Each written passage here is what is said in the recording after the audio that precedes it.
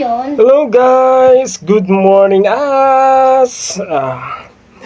kagabi, ako'y tawang-tawa sa aking mga pinapanood for engaging. Like mga patama posts, mga patama short videos, sa mga content creator, ganyan. At ngayong umaga guys, natatapos ko lang maglaba. Dahil ang aking misis ay nagtatrabaho na sa hardware at kami lang mag-ama dito sa bahay. Ay ako ay nag-open na ng cellphone at ako ay manunood nga at makikipag-engage ako.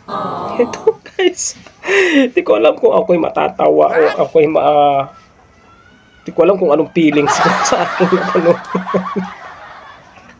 Panoorin nyo to guys.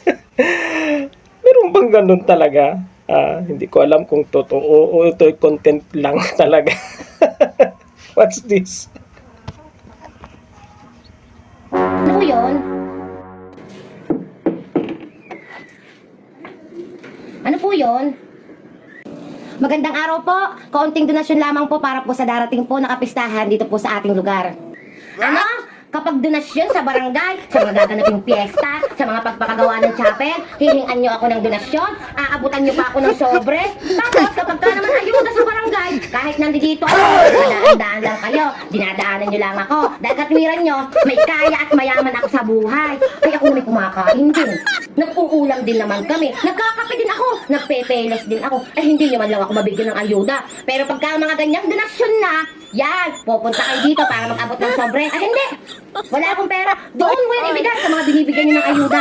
Dapat sila ang binibigyan dahil sila rin lang naman ang nakikinabang sa inyo mga BHW. Sige na!